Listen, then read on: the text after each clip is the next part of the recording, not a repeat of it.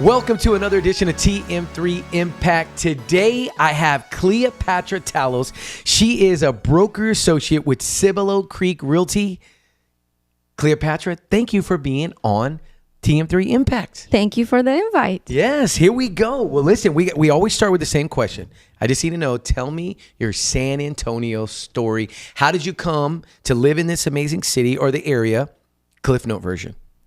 Cliff Note version. So, by mistake, almost.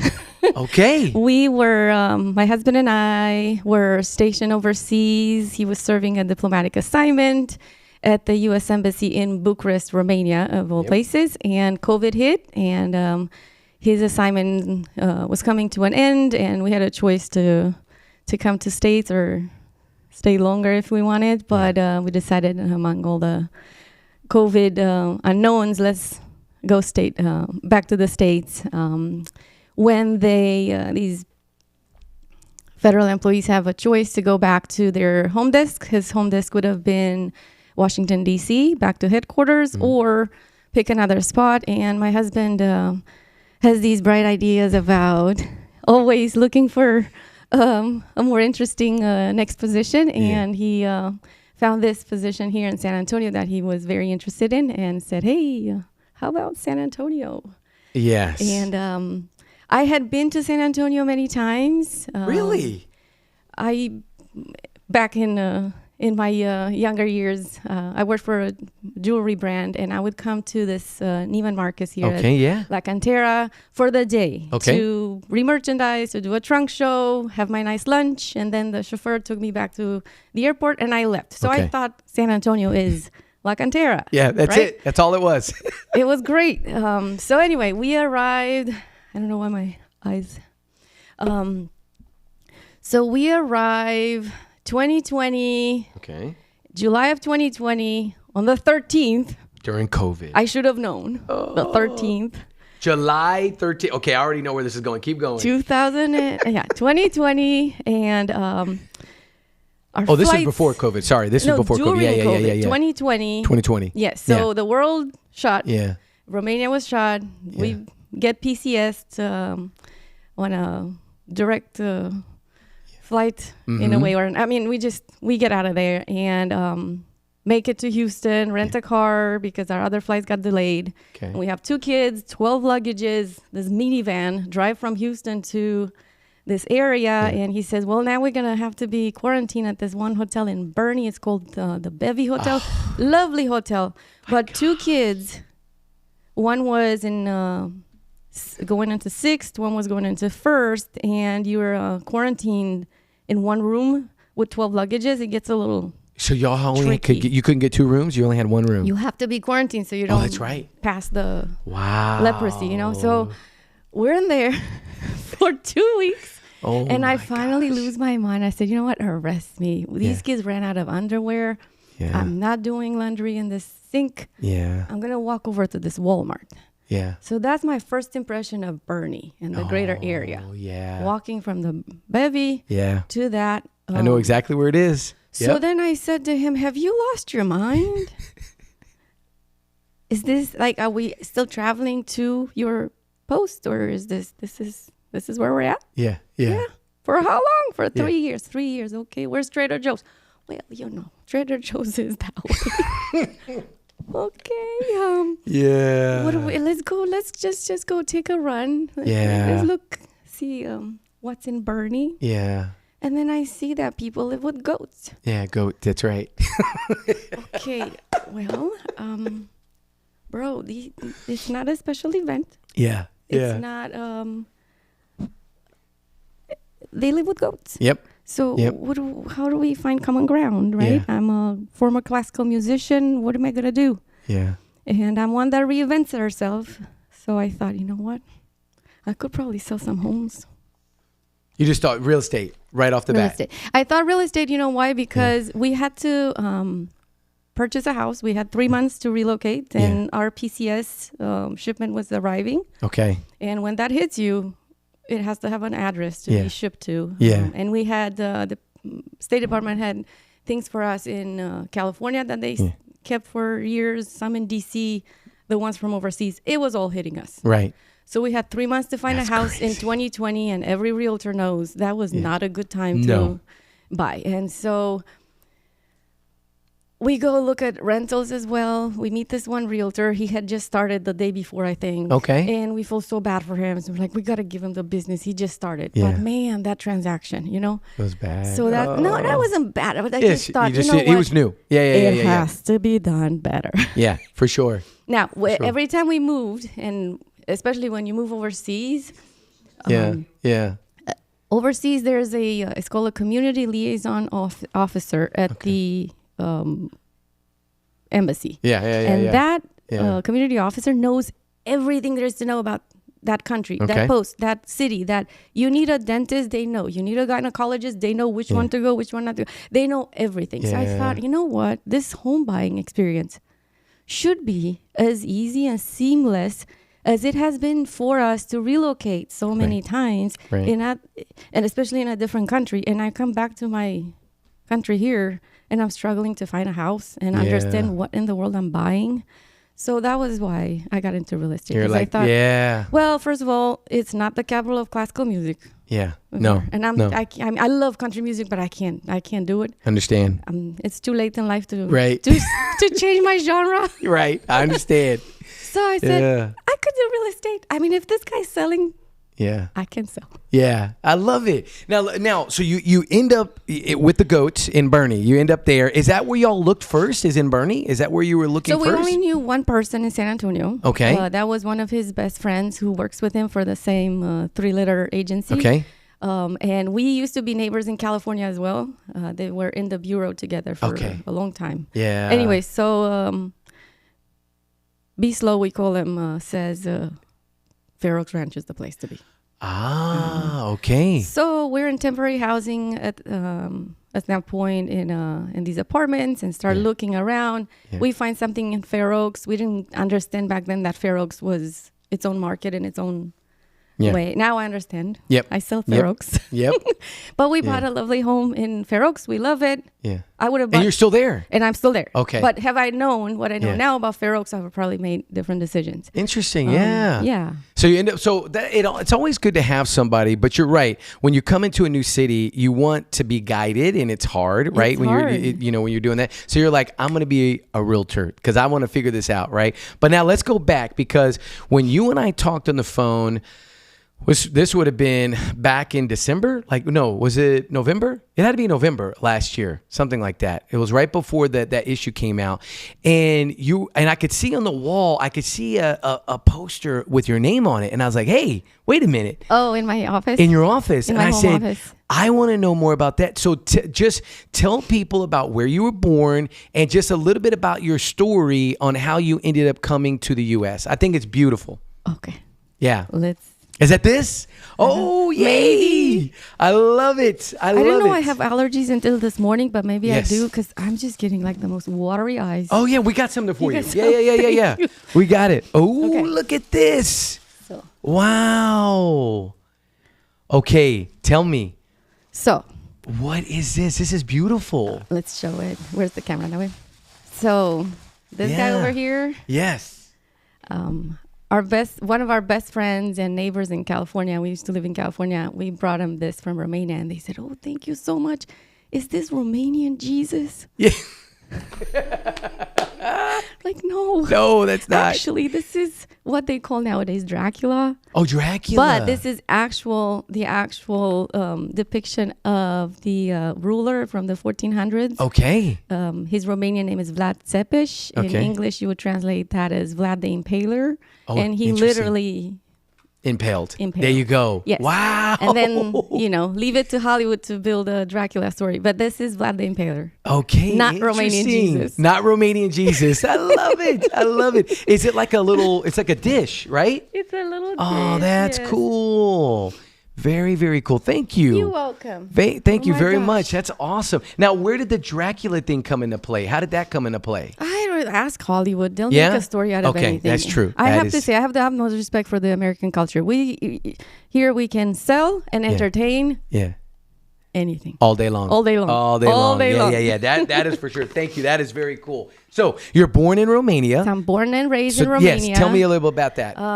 Hopefully I don't look my age, but I was raised at the tail end of the communist regime in the last 10 years. Communism settled in Romania in 47. Okay. And it lasted all the way until 89. Okay. When the Berlin Wall fell. Yeah. And then Eastern Europe, one by one, became democratic countries. Yeah. Before that, we were the Communist Republic of Romania. Anyway, Yes. so I was born and raised in the tail end of that. Okay. And in some ways, I think the conditions then were probably the worst of the whole era. And anyway, I was raised on ration food and electricity outages. And imagine living in an apartment building and you have an announcement from your administration or HOA that says warm water this week will be Thursday and Friday. Oh man. So Wow. this is how we grew up. And Yeah. but I have to say, I was thinking the other day,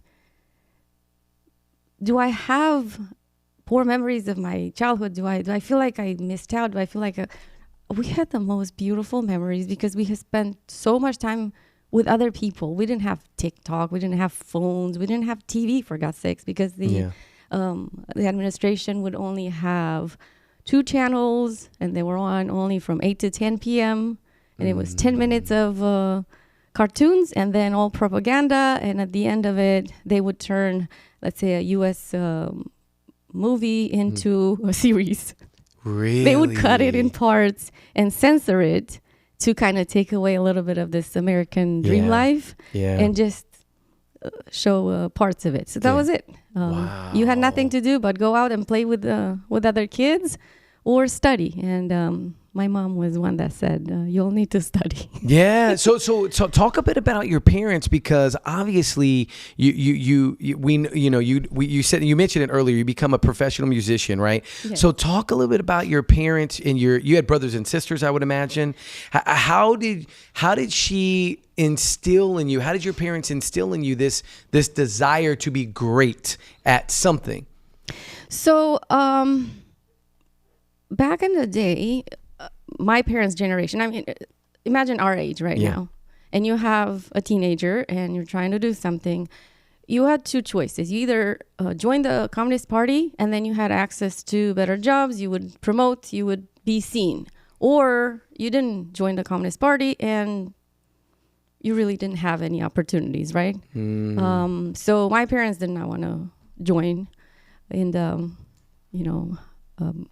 Communist Party. Yeah. And therefore, they were a little more under the radar, I guess. Okay. Anyway, my mom thought and had this great idea that there's only one way to get out of this country. And people would either flee at night and maybe swim over the Danube River into Western Europe. But that's basically a death sentence. Not very many survive.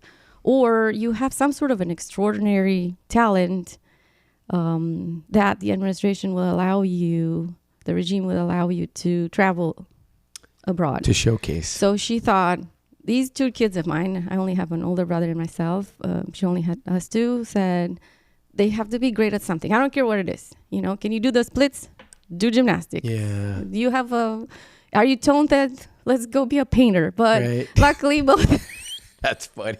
both my brother and I had some sort of musical Anybody else have talent. musical in your My family? mom is an amazing singer, but She she is, could okay. never go to college for singing just because she was an orphan. Anyway, Okay. my mom has been on her own since 8th grade. Wow. But she was this one woman who has read every book, an educator, taught for 37 years, 1st through 4th. Wow. And her last penny she spent to get us the best education. So she hired the head of the piano department at the conservatory to teach me since I was 5. Oh my goodness. She said, if you're going to learn piano, you're not learning from some half-assed teacher, okay? We're Right. going to go straight to the source. Yeah. And so her thought was, if any one of you becomes good enough to ever represent Romania or leave, just don't come back. Like, don't don't look back, stay there, make a life, and then I don't care which one of you is, you make sure you get your sibling out.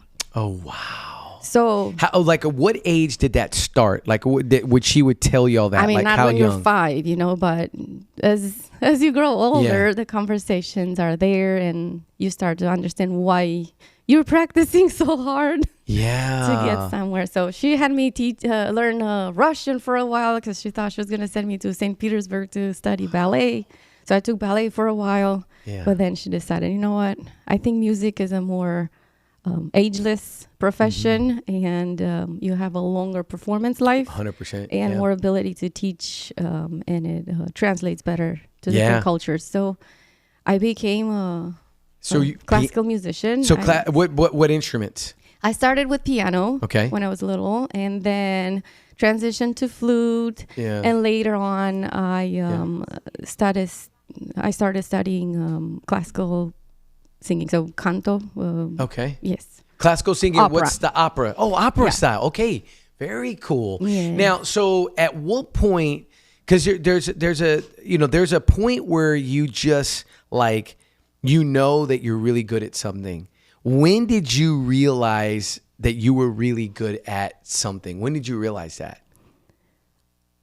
Well, I don't know if I realized, but I kind of would ask myself, why am I on TV? I'm at the playground in the morning, and then I have to go do hair and makeup, and I'm on TV at 5-6 years old, back in the communist age when no one was on TV, right? Wow. So I've been performing my whole life. Then the revolution happened. Ceausescu was killed, him and his wife on live TV. That was the best day ever. I was 11 years old. Yeah, I think I was in 4th grade. Watched it on TV. You were celebrating. It was so cool. Yeah, isn't that wild? Because we thought, finally now we're free, right? Yeah. Because backing up, and this is just history. Yeah. My parents' generation, I think it was the hardest generation to be alive, because their parents, when communism settled, overnight lost property. You no longer were a property owner. They walked into if you were living in let's say in a rural area, they would come, enter your property, take your last chicken, and tomorrow you were then now going to go work at the communal farm, take care of your own animals, which you don't own anymore, and you get paid in eggs or whatever. Wow. So and just like that. Overnight. Just like that. And then if you lived in the urban areas, scholars, intellectuals, business owners back then, their property was taken from them. Or let's say, I'm sure you live in at least a 4-bedroom house, right? Yeah. They would walk in and say, okay, well, too big for you. So let's reconfigure this, put some drywall here, plumbing here. Moved in maybe 2 more families with you. Oh my gosh. So you were restricted to, let's say you have a 3,000 square foot house, you probably got 800.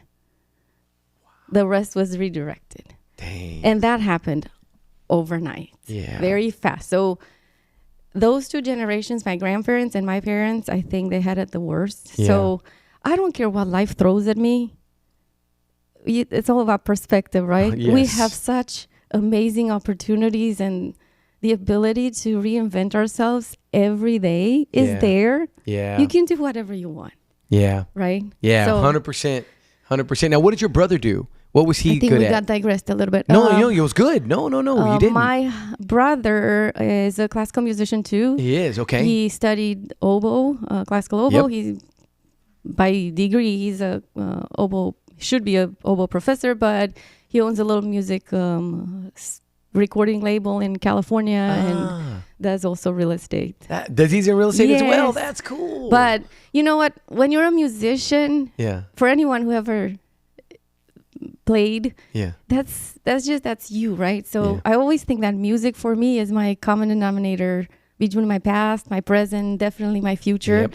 Whether I perform still at the same level or I don't, that never goes away, right? Yep. It's just, I will always have that backtrack. Yeah. And the soundtrack, and it stays with me, and it changes, and you evolve in a different musician. You experiment with other genres, and anyway. That's cool. And then you got a chance to be represented in the 1996 Olympics. Talk a little bit about that and that opportunity. Okay, so I don't do the splits.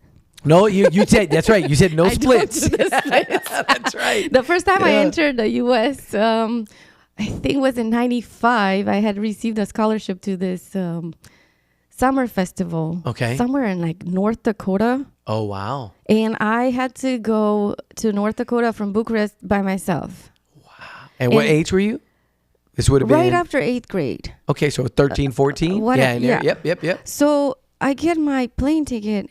Tomas, there's like 5 planes. Oh, my word. Okay. At and 13. somewhere in there, the person who was bright enough to send this girl, because the cultural ministry of Romania had these scholarships, and we would have these competitions, and whoever won first at nationals would get these opportunities. So I win this thing, and I get this amazing opportunity. But then we're like, how do I get there? Yeah. Oh, what's a gate? Yeah. Yeah. And you've never been on a plane at that point? No, not that way. Wow. But in there, it says I have to spend a night in Wichita. Wichita, yeah. And then take a Greyhound. Oh, my gosh. And I'm thinking of it now with a mother's mindset. There's no I could have way. been sold. I could have been still in Wichita right now. No, for real. For real. In a basement. That's scary. Sweat. And your mom's like, go. And I always ask her, what were you thinking? Yeah, what did she say? I don't, my kid is going to Oklahoma next weekend for a church basketball tournament. And I'm going with him because I'm that OCD. Yeah. He could have totally went with the church. Sure. And it's Oklahoma. But yes, so I'm in Wichita. Anyway, that's in 95. 96, Summer Olympics happened in Atlanta. Yeah. And the same thing, the Ministry of Youth and Culture of Romania has to appoint specific youth to represent the Romanian culture to the Olympics. Yeah. So I don't know if you're familiar with this, and I don't know if they No. do this anymore, but back then in Atlanta, you would have had the Romanian house, the French house, the Italian house. So every nation sets up camp. Okay. And they represent their country there through their culture. Okay. So my job was, I think for a whole month, I had to give these shows almost every day. I would have to talk to people and just represent the Romanian culture. Again, you're by yourself. Anybody with you at that time? Your parents? No, or? the Ministry of Culture and the one for sports was there. There were other artists too. Okay. So at least I wasn't by myself. Yeah, you weren't by yourself, totally. No. Yeah, but I do remember that trip because we flew back from New York with Delta Airlines. Delta, I see you. Yeah. And they stole my flute. Oh, no. Yes, you put your flute through the... Yeah, the X-ray. It didn't come the other way. What? Yes. So an employee literally took my instrument and put it underneath. Oh, no. And I am a kid. And it's just coming back home? Coming back home. Oh, my gosh. I'm thinking, okay, you all have seen it. And we were flying together with the with the Romanian Olympic Federation, which includes a bunch of... So probably Delta thought, no one's going to notice this one flute. But for me, it was everything I had because my mom had to tutor this kid who had a mom who lived in U.S. She tutored him for free for 3 years to give me this flute. I later found out it was the cheapest flute, like $250. But still. But it got me to the Olympics. Right. So that was my flute. And so I didn't leave until I had a fit and asked for the police. And I had that mindset. And no one allowed me to talk to the media. No, let's just go home. Well, unless you buy me a flute. Yeah. I'm not leaving. Yeah. So I got my flute back. They found it. Yes. Wow. Anyway. No, it's a great story. All sorts of stories. But here's, you know what that tells me about you, Cleopatra, that what tells me about you is that you even at that young age, you had a spirit about you that you were like, look, I'm not going to just roll over. That's my flute. We need to somebody knows where that is. What am I going to play? I mean, I was a singer at that point too, but I can't sing in my flute competition, so I got to have my flute. You got to have it. And so now were people on your team kind of saying, hey, we'll figure it out. We'll figure it out. Don't worry and you're about like, it. No. The ministry too was like, oh my God, we don't want to. Yeah. Well, excuse me, sir. I love that. You didn't buy me that flute. My mom did. Yeah, I love that. That's awesome. And yet that's the kind of spirit we want in our kids, right? If you think about it, we want that. We want our kids to fight for what they know is right. And we want them to have that kind of spirit. That's awesome. So now going back you go back and then talk about UCLA, how that comes into play, because you get an opportunity to come to the U.S. to study. Like, how did that come into play with UCLA? Or because you end up in the U.S. in L.A. Was that because of a music opportunity or school? What was kind of the determining factor that brought you to L.A.? Okay, so LA. I finished high school, did 1 year of conservatory in Romania. I had been already to the States maybe 6 times by then for different types of tours. Okay.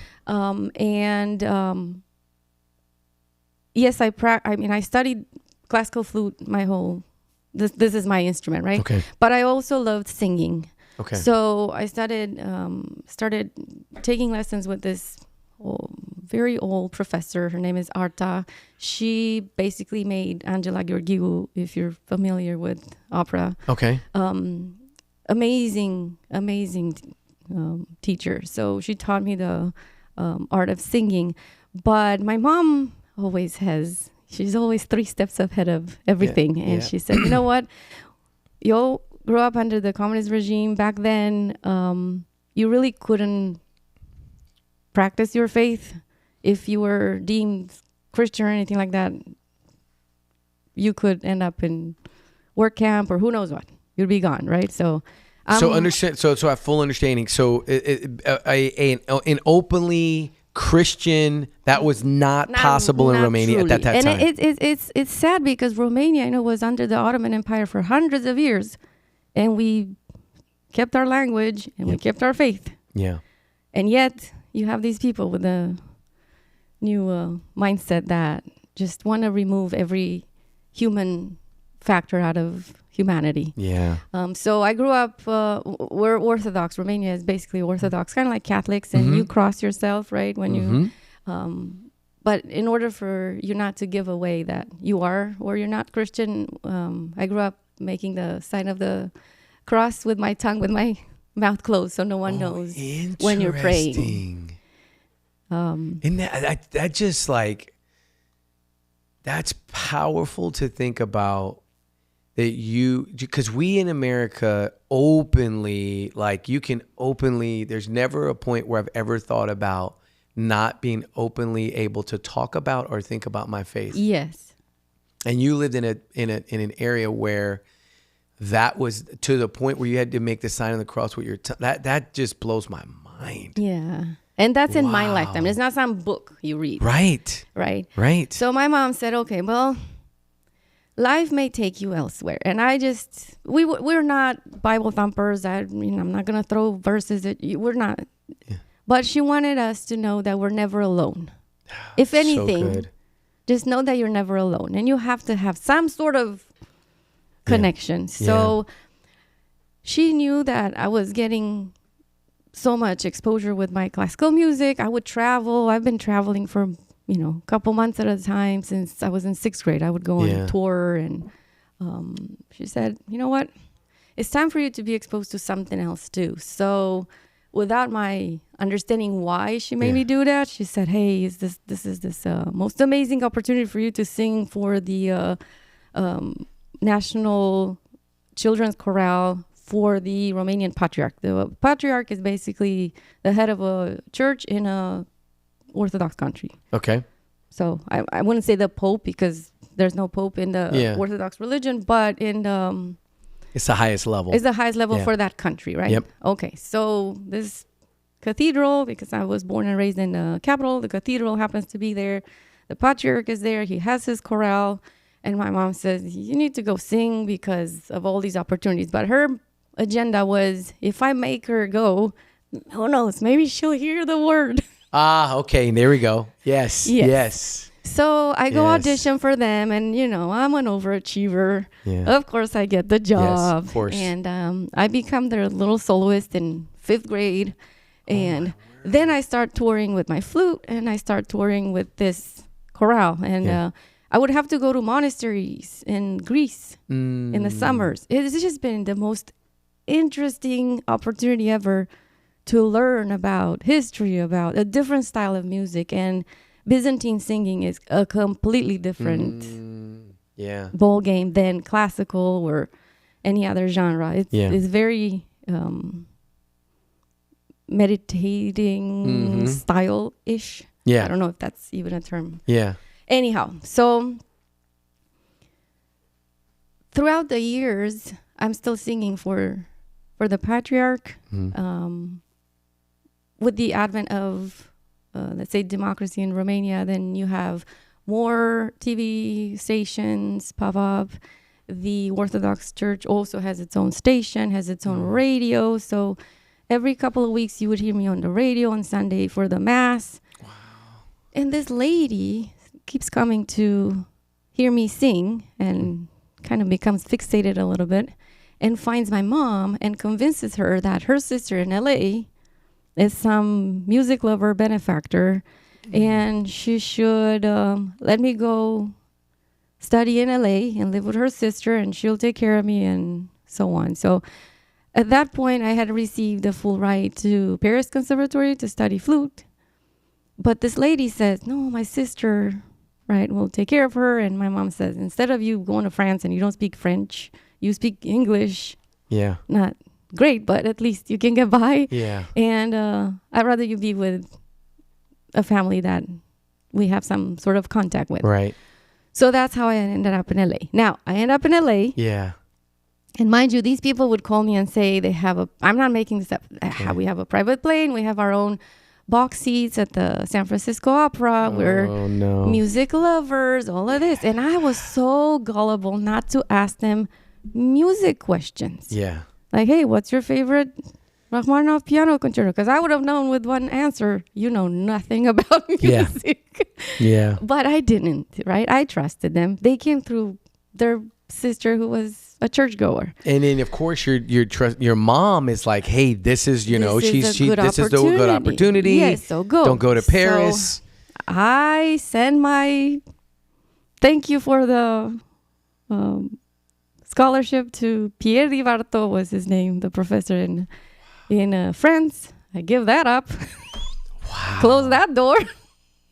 And that was a big door. And that was a big door. A big door. And I go to LA, and I'm not kidding you. Do you remember Bundy?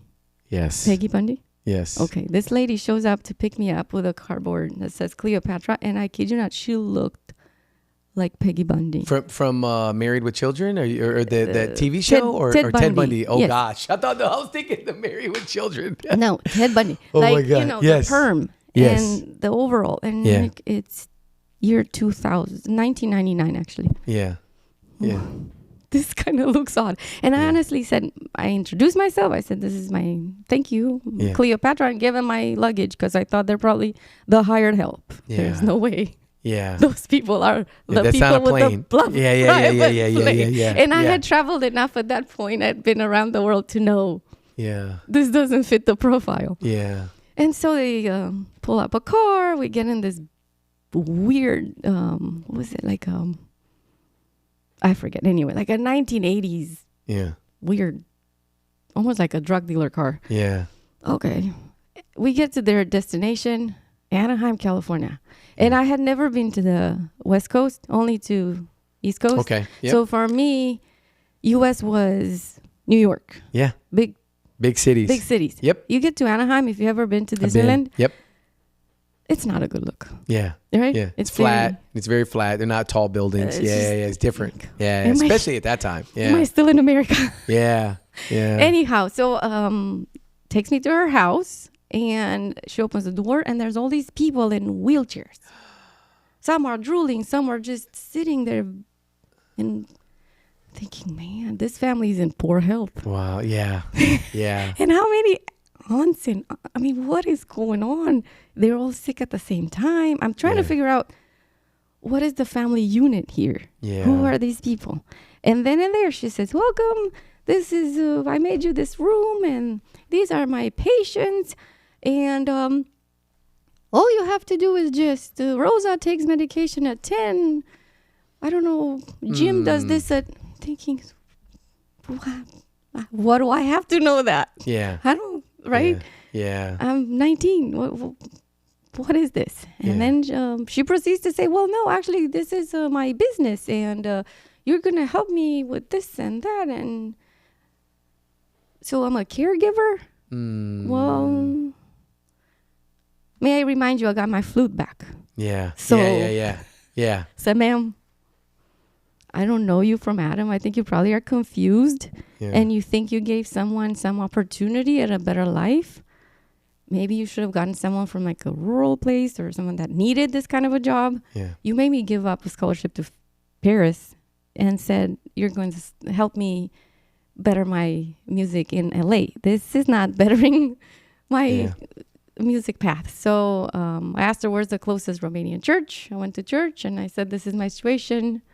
She's one of yours, so you're going to have to figure this out for me. Help me. And they did. Somebody gave me a couch. Somebody gave me a car. Somebody taught me how to drive in a weekend because I didn't have a driver's license. Yeah. In and you Europe, probably never drove, right? Well, Did you ever we drive? didn't have to because I live in big cities. Everyone takes public transportation, right? Yeah. And then I took the penny saver, if you remember the penny saver, and I took every single ad there was for nanny and housekeeping. Yeah. So I can go work and find some money and get myself a ticket and go home. I thought, I'm just going to reach out back to Paris and say, hey, my bad. Yeah, please. Give me back that scholarship. Yeah. You know? Yeah. Yes.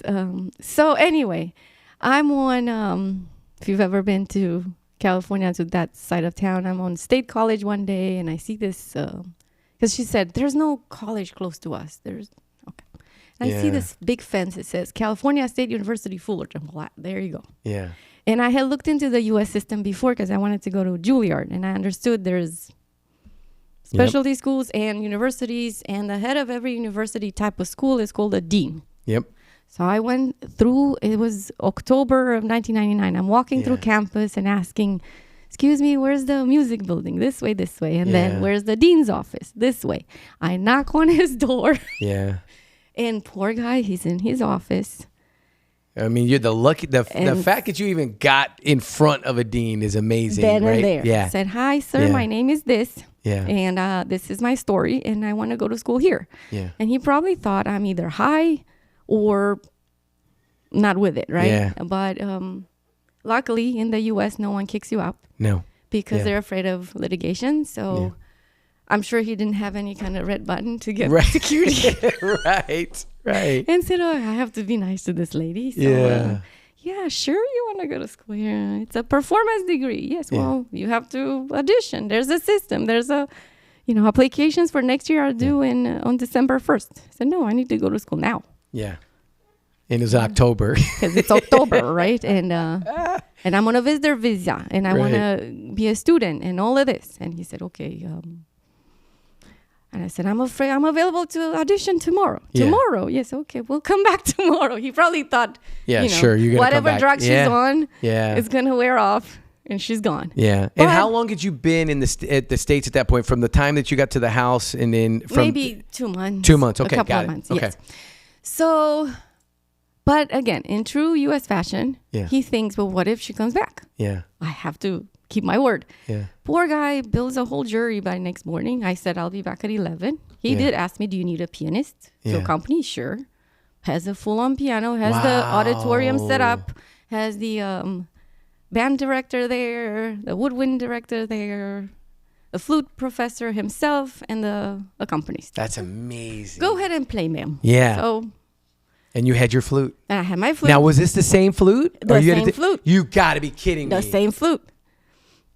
Wow. So the same flute. I have my same flute, and I when you audition for something in classical music, you want to show that you understand different ages. Yeah. So you'll always do something from the 1700s, something from the 18s, from the 19s, whatever, right? Yeah. Because techniques are different. Yeah. Anyway, so I start, but you have to start with your oldest composer. Okay. It's not tasteful to start with 20th century. Right. You don't want to do like a Drake flute solo or anything You don't like that, do that. Right? Yeah, don't do that. Beatboxing, and then you go to Bach, right? I So I love start it. with this solo Bach partita without piano. I play, I'm not kidding you, maybe 2 phrases, and they go, stop. And I'm thinking, how rude. Yeah, I mean, that's that rude. wasn't that Yeah. bad. Yeah. I thought that was pretty good. Yeah. I mean, it wasn't perfect, but Yeah. anyway. So they say, okay, what was your name? Cleopatra? Yes. So, okay. Hold on. You want to go to school here? Yeah. Yeah. Okay, well, I mean, let's talk among each other. And then they asked us. You didn't get to play anymore? No, and then they said again, so we're going to ask you this just one more time. You want to go to school here? Yeah. Yeah. And you were at, is it U.S. Fullerton? Cal State Fullerton. Yeah, I was going to say, Cal State Fullerton. Keep going. And they said, well, Yeah. you're in. Yeah, yeah, okay, yeah, let's yeah. figure out how, Yeah. because we don't do international students and we don't have services and scholarships and programs for international students Right. because we are a state school, Yep. you know. Yep. But my flute professor from Fullerton, and I understood their statement the day one of band camp. Yeah. The band.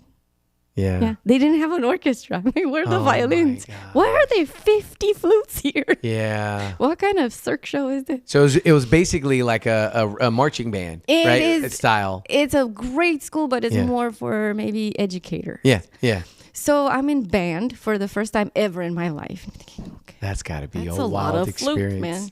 Yeah. And then Dr. Fennell, I remember Dr. Fennell, he goes, let's tune. And then that god-awful sound everybody makes at once. I'm like, this is why they asked me. Yeah. If this is how we tune, we don't even need to play.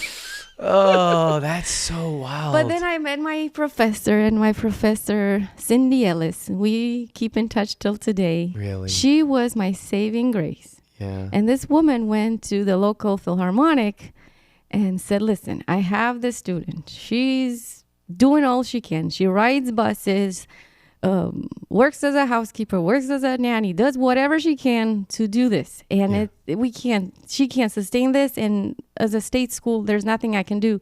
Yeah. Can the Philharmonic, or I mean, the symphony there in Pacific Symphony do anything? Mm-hmm. And it just so happened that at that board meeting, their treasurer, he had missed a meeting, had forgotten to do something. He was trying to earn some points. And he said, you know what, have her call my assistant. It will be taken care of. Mm-hmm. So overnight, I get this guest house given to me in Corona del Mar, if you've ever been there, Yeah. with an ocean Sounds view. nice. Newport Beach. Yeah, Newport Beach. Oh, yeah. Yeah. But Newport Beach is Newport Beach. Corona del Mar is Even nicer? Yes. Oh, wow. it's out of this world. Okay. So I'm given the keys to this guest house. I now have 2 housekeepers. Oh, my God. They do my laundry. I come home. I have a full set of, silverware. It was every day. Everything was set up for me. Meanwhile, I'm still working as a housekeeper. Yeah. Yeah. Wow. So Cindy Ellis, God bless her, from Cal State Fullerton, changed my life. Yeah. In the sense that she said, no, I recognize where you are and what you need. Let me go find the services. And to me, this is what America's about. Yeah. People doing things for others that have nothing to give them back, Yeah. right? This family did not need to give me the keys to their house and welcome me in their house. They already had 2 kids. And to make matters even worse, the gentleman forgot to tell the wife. Oh, interesting. But he told me his assistant said, come on Saturday at such and such hour to the house. Right? Yeah. And back then, I'm 19, Yeah. beach blonde, because I thought that's cool. Yeah.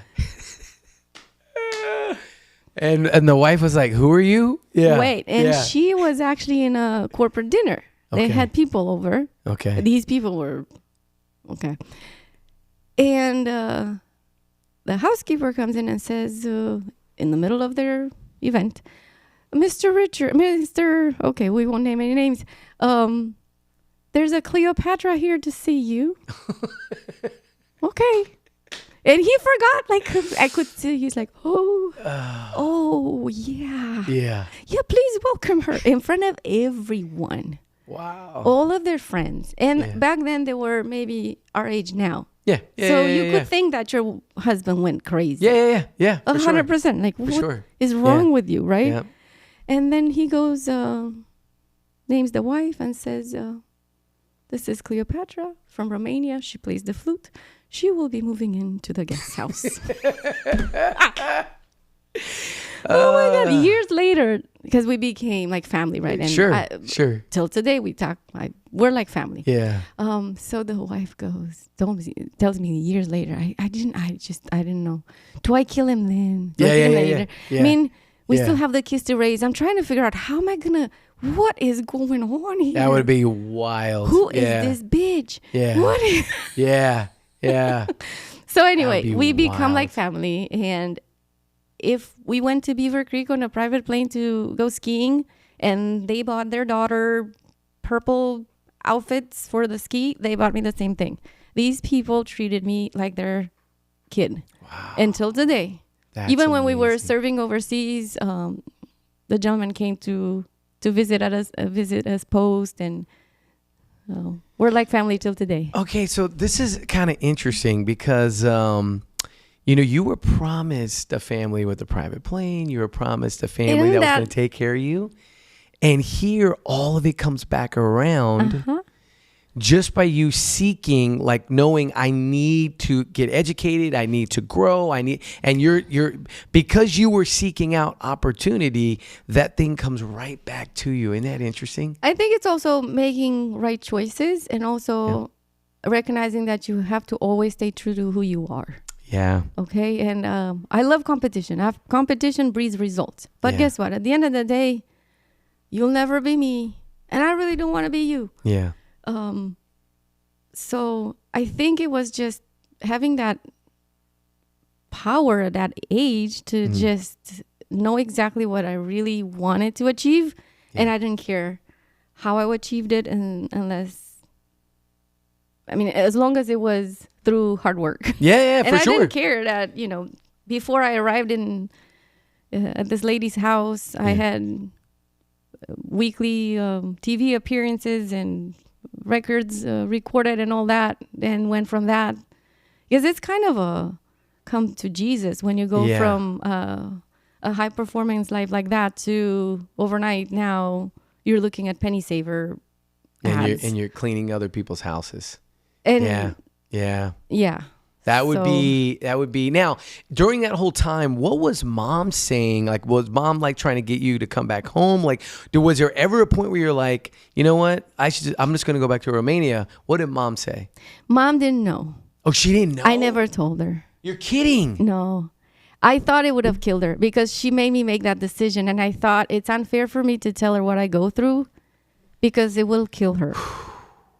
Wow. She didn't know, right? Like, it wasn't an informed decision knowing that you're sending your daughter basically to be trafficked. If now that I understand what trafficking is in a way, right? Yeah, for sure. How would you know, right? And what would she be able to do from there but worry herself sick? So I would call her and tell her, school is great. I love it. It's so beautiful. It's so nice. I'm making friends. You never told her. I told her years later when she came to visit. Yeah. Then I told her. Yeah. Yes. Okay, so again, this goes back to there's a piece to this that I think all of us can relate to. Even now, it's like, we call it first world problems, right? Like living here, right? First world problems. This is like what we tell our children. This is what we tell our kids. Because Yeah, my exactly. husband too has a story. His parents fled at night when he was in 5th grade, an only child. His parents up and left Romania during the communist regime, and it took them close to 4 years to get their kid. This kid didn't know his parents are leaving in 5th grade. The next time he sees them, he's about to enter 9th grade at UCLA. In LA. In LA. Zero English. He flew from Romania to LA, didn't eat, didn't drink, because he didn't understand that the food and drink on an airplane is free. And he didn't want to impose. So he arrives the summer before 9th grade with zero English, and this boy gets an academic scholarship to UCLA to study political science in 4 years. Oh my word. And he helped his parents pay rent and all that all through high school. He started working in a restaurant, has been working since summer of 8th grade, going to 9th, my husband. So we tell our kids sometimes, because, Yeah. Reminders. oh my gosh, the whatever food at the country club today wasn't great. Excuse Yeah. me. What is your struggle right now, sir? Is your croissant not crunchy enough? Yeah. Let's go back to work. Yeah, seriously. That first world, problems, but I think it's beautiful that you realized at that young of age that me telling my mother was only going to make her worry and there was nothing she could do. But the fact that you had the maturity to understand that at that young age, because sometimes I don't even understand that at 50. Like, I'm like, let me call my wife and tell her what's going on right now. You know what I mean? Like, well, there's nothing she can do about it. There's not much she could, No. like, it's like, that's such a powerful understanding. Because then I'm thinking, like, why would you put that on someone? Yeah. They'll never sleep. Yeah. They'll never eat. They can actually worry themselves sick. So you just take that. Gosh. You would take that and figure it out. That's so beautiful. Years later, I figured it out. I met my husband. We got our first house, and then I brought my brother and his wife, and they've been also in California for 20-some years. Wow. So, but where did UCLA come into play? Because you were at Cal State Fulton. Mm-hmm. How long were you at Cal State Fulton till you transferred to UCLA? Well, actually, from Cal State Fulton, I went to USC. USC? Okay. Yes, I studied with this guy, Jim Walker. Jim Walker was a massive Fox studio performer. Okay. If you've heard the Titanic, of course, the opening line. Yes, that's Jim. Him. Yes.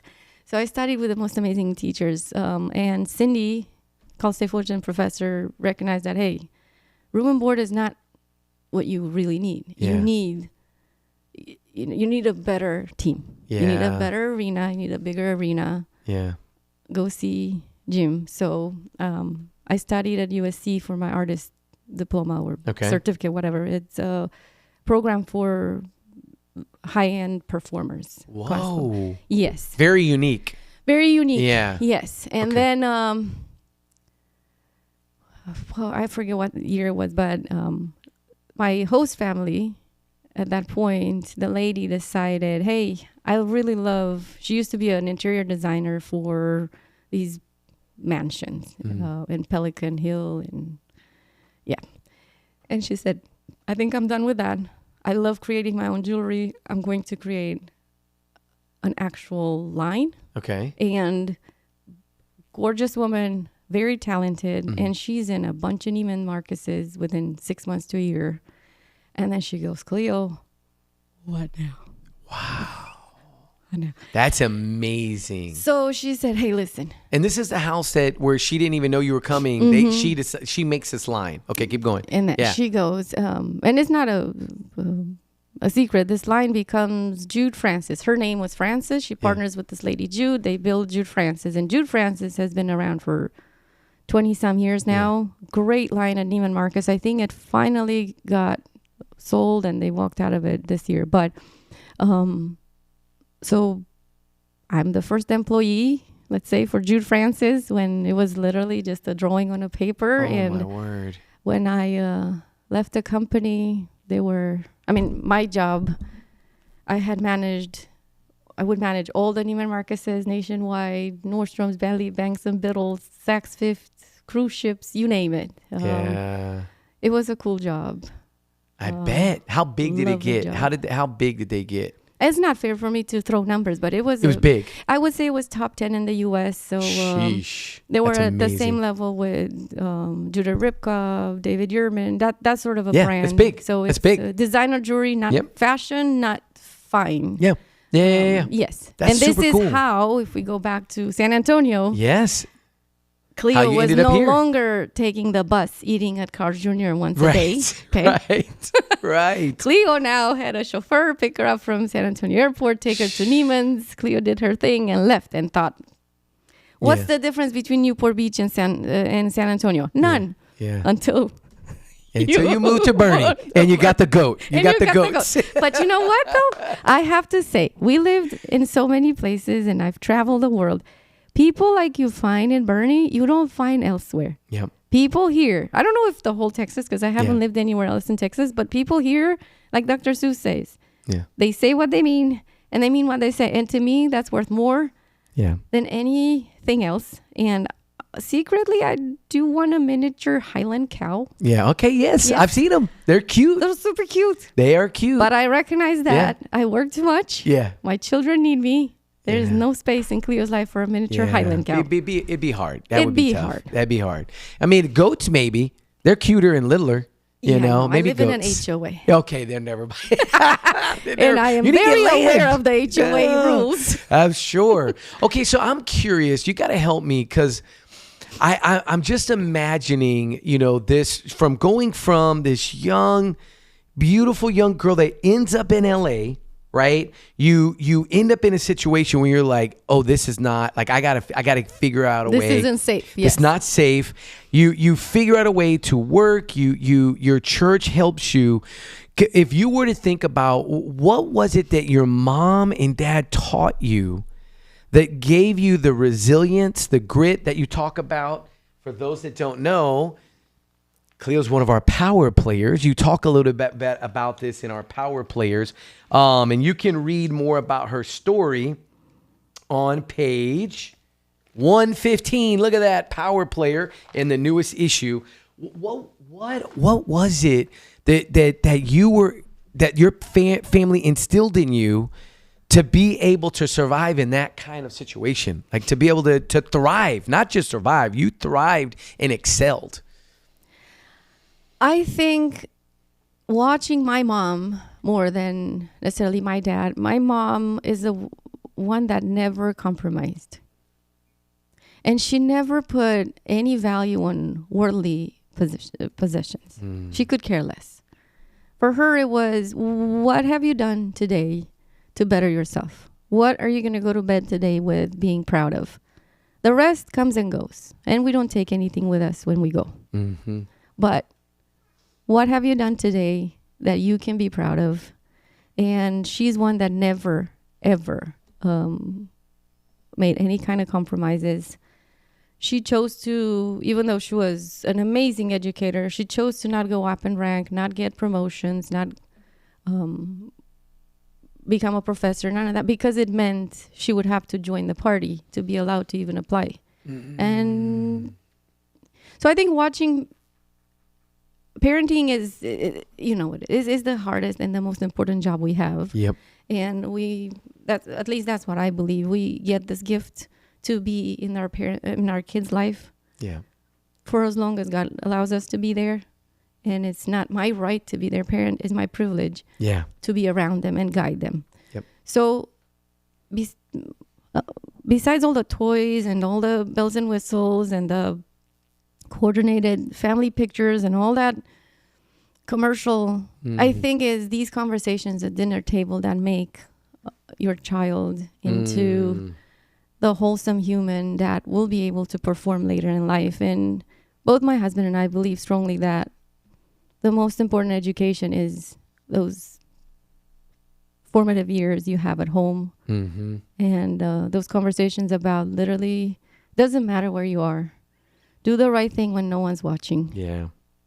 If you do the right thing when no one's watching, the right thing by you, then somehow the universe will pay it back. Yeah, 100%.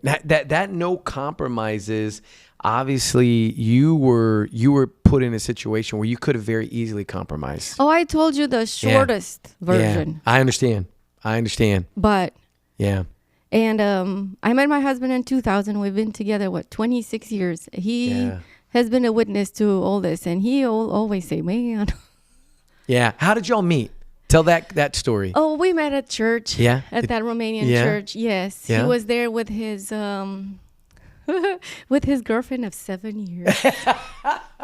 I love it. This gorgeous girl. I love it. She was about to become a maxillofacial surgeon. And I told him later in life, what is the matter with you? Like, you give up a maxillofacial surgeon to be with a broke musician? That's funny. I mean. Yeah.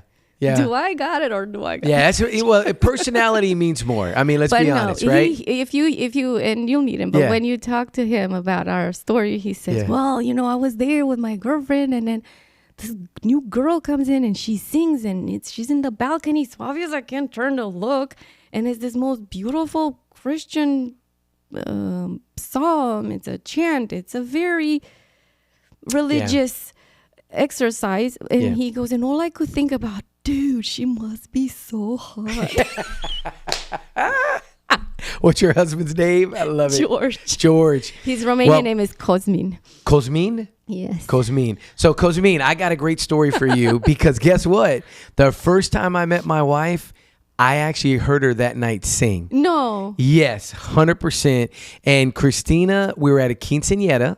First time I see her, they had a little competition and she got up there and she sang a cappella, a Christian song. And I know you know this song, Cleopatra. She sang the Via de la Rosa song, which is this beautiful song that's in Spanish and English. She had never been to a quinceañera. Never sang. There was 500 people at this quinceañera. This was a massive quinceañera, and she sang, and I was just like, oh my goodness, this same. So I'm with your husband on that. I am with your husband on that. So then you guys get married in 2000? Y'all got married? No, we got married in 2004 legally. Okay. We didn't tell anyone. Yeah, because we didn't want a bunch of mixers and weird gifts. Yeah. And we wanted the nice wedding, and we did our big wedding at Saint Sophia Cathedral. It's a Greek cathedral in LA. Tom Hanks go there. It's stunning. We did that in 2008. But 2008. Okay, that's we've been awesome. together all these years, and we have 2 beautiful boys. And what ages? The little one is 12. Okay. The oldest one is 16 and a half. Okay. And the little one is a Texas. He's a football guy, right? He's a football guy. Yeah. You know, when I first moved to Bernie, I went to work out at D1. Okay, yeah. And there was this lady. She had all these T-shirts that said "Raised on Football and Jesus," and I didn't get it. Like, what is with this "Raised on Football and Jesus"? Football and Jesus. What does Jesus and football have to do to be on the same T-shirt? 2026, Cleo gets it. Yeah. And I will order myself a T-shirt that says "Raised on Football and Jesus" because that's what my little boy is. He's such a football boy, such a Texas. You can't move him out of here. I love it. A couple years ago, my husband was basically offered another position, and we could have moved to Rome. And we had a family meeting, and he got voted down.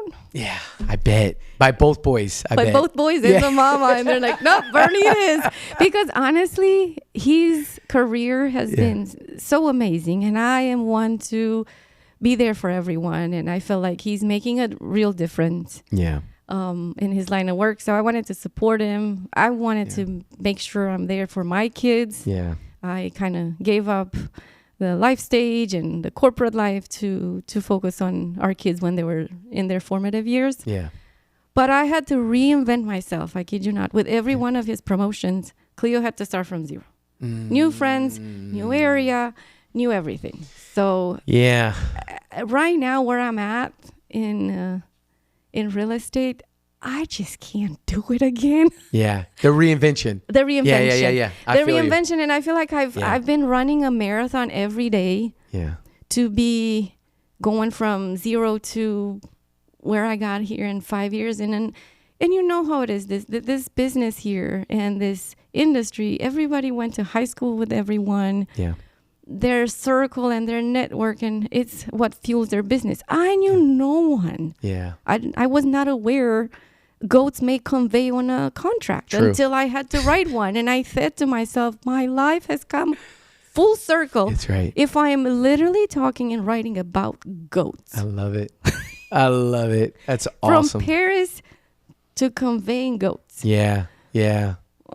Well, do you ever stop to think about like that door of Paris, even though as crazy as that door was, that closed in almost like this like serendipitous way to where you meet your husband in LA, a Romanian, someone that has his story, and your stories are so similar. Like, wow, like that's beautiful. Well, I met this priest once, and he said, listen, we all pray. Okay. And as humans, we never really focus much about giving thanks. We always are focused on asking for things. So he said, you have to think about God giving you what you need, not what you want. Yeah. And it's like a parent when a 2-year-old loses their mind, because you're not giving them the knife they want, but that is not what they need. So I believe it all happens for a reason, and the universe works it out, whether you're a religious person or not. And we tell our kids, it's very simple. Just don't be an asshole. Yeah. And things will work out. Yeah. And be true to yourself first. Don't compromise. Don't say yes to things you don't fully want to do, because there's nothing worse in this life than saying yes to a friendship, to a marriage, to a client, to a job, to whatever, just because you think you have to say yes, and then you're stuck.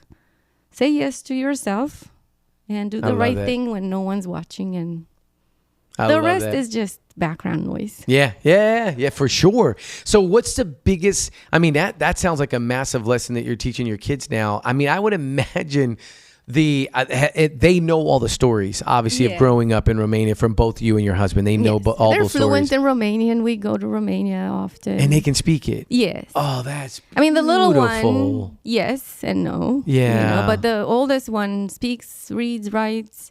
Wow. Yes. That's beautiful.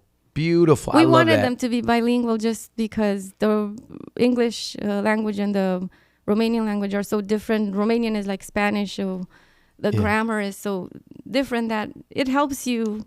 The mind. It helps the mind. So I was a teacher, and I don't think I've ever talked about this on podcast, but I will tell you, my students that were bilingual when I was in elementary, they could problem solve. They could think through things differently. You compute differently. The brain just works differently. Differently, yes. In a good way. It's powerful. Yes. I don't understand people who have the ability to speak a different language to their child, even if it's some language that no one uses.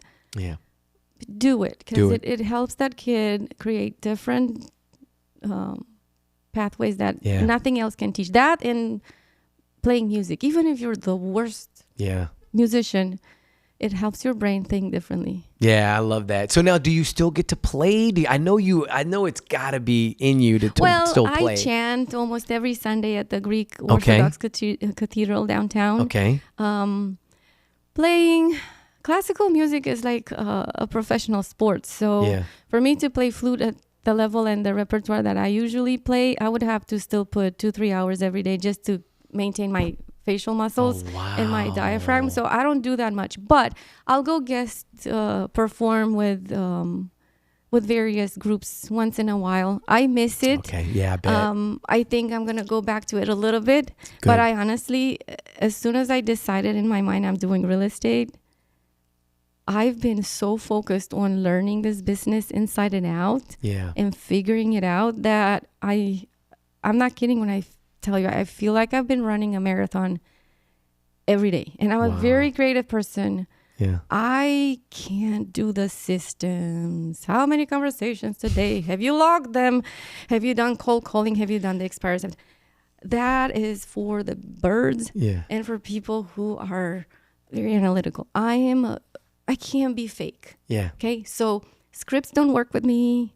I can't call you to pretend I'm interested about your daughter's graduation unless I really am. Yeah. I'm not going to show up with some weird gift at your door. I'm not door knocking in my neighborhood. Yeah.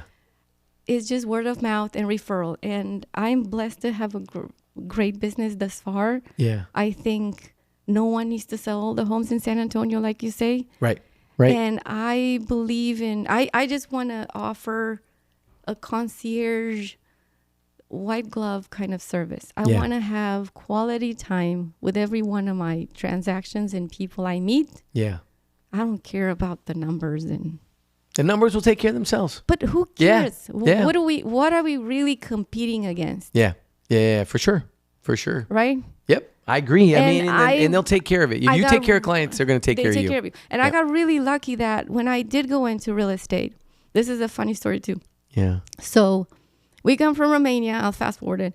Come to Romania. We have to have temporary housing. We get this little apartment in Bernie in this one brand new apartment complex. This real estate attorney from Louisiana, because of those hurricanes in 2020, they got hit hard. She said, screw it. We're done with Louisiana. We're moving to Bernie. Yeah. Because they had a cousin. We're going to move our kids to Bernie. And they get a temporary assignment, a temporary housing in the same apartment complex. And our boys become friends and middle school. Yeah. And each boy would go home and say, I met this kid from the apartment and this and that. And both of us were thinking, I don't know, man. Yeah. Yeah. What is this boy about? Because you never know. Like, right? Are we going to be here for long? So then we meet in the parking lot. We kind of eye each other up and down with this. She's now one of my best friends here. And she's a real estate attorney, knows what she's doing. Yeah. We become best of friends. And then I tell her, hey, what the hell am I going to do here? There's no music the way I need it, right? Yeah. She goes, go into real estate. And I did want to go into real estate. I get my license, and then she meets my broker, Travis Wagner. Yeah. She meets him at some soccer game because one of his kids was playing soccer with her kid. And she goes, girl, if you're going to go into real estate, though, because I've been doing real estate for a long time. Yeah. Okay, you do you. But I would encourage you to meet this guy because he's nice. Yeah. And he's cool. And it's not at this Kool-Aid, systems and we're gonna get together like adults and read books and color together let's do a vision right. Let's not right all right. So but she goes, but we can't tell him. Okay, we're not gonna tell him because what if you don't like him? Yeah, that's true. So what are we gonna do? She goes, well, we're gonna tell him I need to buy a house and you're coming with. So poor Travis. Oh, that's funny. We take Travis out in Fair Oaks to go look at homes with no intention of buying. Yeah. But just to see if you like, if it clicked. If it clicked. And then by the fourth house, she goes, so I'm like, we're good. Yeah. I think it's good. Travis is 5 steps ahead of everyone else. Yeah. So I think he figured it out anyhow by the 5th house or whatever, she said, hey, so my friend here, Cleo, is getting her license. And he goes, sure. Yeah. Of course she is, right? Okay, let's go get coffee. So we go get coffee the next day. And I've been with the Wagner team since, and it's just been a really cool ride. Very cool ride. We have such a good time. I'm a broker now. Yeah. Have no interest in leaving. Everybody asks, now that you're a broker, were you going to do your own thing? Are you going to go sell Texas into realty? I said, for what? For more money? What am I going to do with it? Yeah. No, I'm going to stay with the people I love, the people I trust, the people who will have my back. Yep. And the people that make me want to do this every day. And I've never felt in 5 years that I'm actually having a job. That's cool. We have so much fun. That's cool. So when you find your tribe, you keep it. You keep it and you protect it. Yes. Right? And I have the 100%. Utmost respect for Travis because when it comes to real estate, he taught me everything I know. Yeah. And he's one who will say like, you need to chill. Yeah. I could. Because I have my diva moment and he's like, listen. Yeah. I could totally see that. Okay. We end on a question from this amazing set of questions, Diary of a CEO, conversation cards. So we're going to end on a question. Now, here's the deal. You get to pick 2 cards. Okay. And then you answer the question and I have to answer the question. Ooh. Okay, but you go first, all right? So pick 2 cards. You pick one of the questions that you get. So pick one more. And we're going to, whatever you pick, we got to answer. And there's been some doozies. Goodness. There have been some really tough ones. So now turn them over, and then you can read it, or you could just wait and then decide which question that you wanna do. Okay, hold on, because we didn't put glasses on to look pretty. Yeah. Do uncomfortable situations bring the best or worst out of you? That's a good one. All right, that's one. Now look at this one, and then you get to pick which one you want to answer. When was the moment you were most afraid? This is easy. Yeah? Okay. You're going to pick that one? The most afraid? Have you been through what I've been through? I mean, I'm sure it's going to be a good answer. So now, let us know.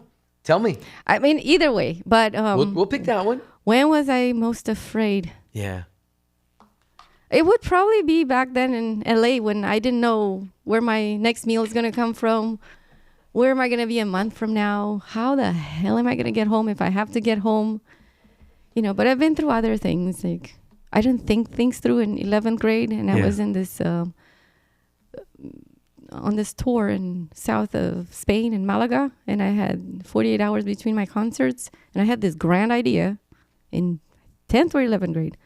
What are we gonna do here for 2 days? I've already seen Malaga. I hear Africa's close. Stop it. I'm not making this up. So I didn't tell anyone. I was there with a group of musicians, and we're like, well, we have 48 hours until our next show. Let's figure it out. We got on public transportation, made it all to the Gibraltar, walked over to the British side, hopped on a ferry, went to Morocco. Oh, my word. Didn't tell no one. And I'm thinking now, with what I know now. Yeah. You should have been more afraid. And somebody did offer 200 camels for me, and my friend said, what are we going to do with camels in Romania? It snows. Do you have gold? Because we'll leave her. Golden jewels. Golden jewels. No camels, please. But no. But I have to say, though. Yeah. Now that you've asked me and now it's settled. Yeah. I don't think I've ever truly 100% ever been afraid. Interesting. And I think that's because, again, and I'm not here to preach or anything. Yeah. But when you wholeheartedly don't ever feel alone, and you always know that he has it, he's seen it all. Yeah. Then I know the sun will come out tomorrow and things will be okay. Yeah. So I don't think I've ever been like afraid. Yeah. But I've been through some. Yeah. That's good. Hella situations. Yeah, seriously. So the cool thing is when you scan the back of this is Cody Sanchez answers. You know who Cody Sanchez is? She answers this really cool. And it shows a video of her answering this question, which is super cool. So when was a moment you were most afraid? Well, recently, I haven't shared this story. So recently, I had a race, and this was a triathlon last year, and I was in Town Lake in downtown Austin for the race. And you make those decisions sometimes in life where you're like, you know what, I think I'm ready. And I made the decision not to wear a wetsuit in the water with the swim. Now, it was during the summer, so it was hot. So it wasn't a temperature thing. But I made the decision not to wear a wetsuit, and I got in the water. And immediately, I knew that I was in trouble. Like I knew there was something wrong. My breathing was off, and this was a triathlon. It was an Olympic. And I got probably about a good 100 yards in, and I started to get very scared. Now they have kayaks and things, and I could see people, but there was a few moments where I thought I could drown out here. My body is not responding in the right way that it normally would respond in the water. It was a scary situation. I've never shared that story. I was afraid, but I realized something in the midst of that, because I've completed a full Ironman. So this is not a long swim by any stretch at all. It's not, it's long, but it's not really long in the grand scheme. Long swim. But swimming in open water changes the dynamic of swimming. And I realized, in that moment, I'm not him. I'm not that guy that could swim without a wetsuit. And it's good to know. Humbling. It humbled me, because I remember being in that water when the jet ski comes and picks you up. The jet ski had to swing over and pick me up. And I remember getting over to the edge when I got off the jet ski, and I kind of climbed out of the water. And I just remember sitting there going, okay, now I know. I'm okay now. I can get that panic can leave my body now.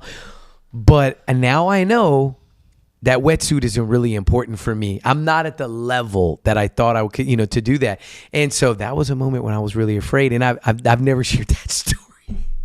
I've shared that with a couple of people, but it was a scary moment being in the water. Because Town Lake. Here. I'm here. No, I'm here. I am definitely here. And no creature got you.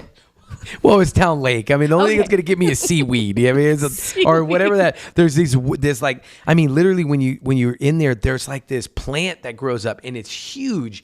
and it just tickles you and it grabs you, and it's like, it's the scariest feeling of feeling that weird seaweed, whatever that's growing at the bottom of town. Like, anyways, yeah. Well, listen, Cleopatra, thank you for being on TM3 Impact. Thank you for sharing your story. I cannot wait for people to learn more about what you you've been through and how you've excelled in spite of all the challenges that you've been faced, and being able to showcase at some point. We might even have to put a video in there, Stephen, of one of your performances. Oh, I would love that. I think that would be really cool. So yes. Share with us one of those. Okay. I think would be cool to kind of add to this so that people can see your performance and one of your things that you did. So thank you for being on the show. I appreciate so much the opportunity, and I just really wanted to share with people, especially young girls, women in general, anyone, but especially girls, that we can reinvent ourselves every day. Yeah. You have the power and all the tools to get up and do whatever you want to do for yourself and for your family, for your friends. And you're not stuck ever. You're not stuck. You're not ever stuck. Stay true to yourself and be who you want to be. The rest, it's like I said, it's white noise. I love it. That's a good place to end. Thank you so much for being on the show. Thank you for having me. Thank you.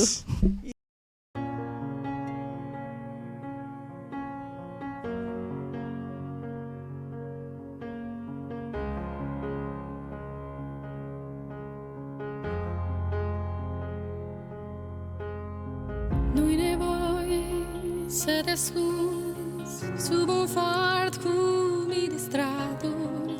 Nu-i nevoie să te minți că ești altcineva. Nu-i nevoie să te compari cu o păpușă din porțelan. Nu-i nevoie să tot cauți dragostea într-un buzunar. Ai doar o viață, nu ezita. Aleargă spre mâine, nu renunța. Ești ca un puzzle în mâna ta. Doar tu ai cheia să-l poți rezolva. Inima nu minte, iubește cu ea. Inima visează, privește în ea.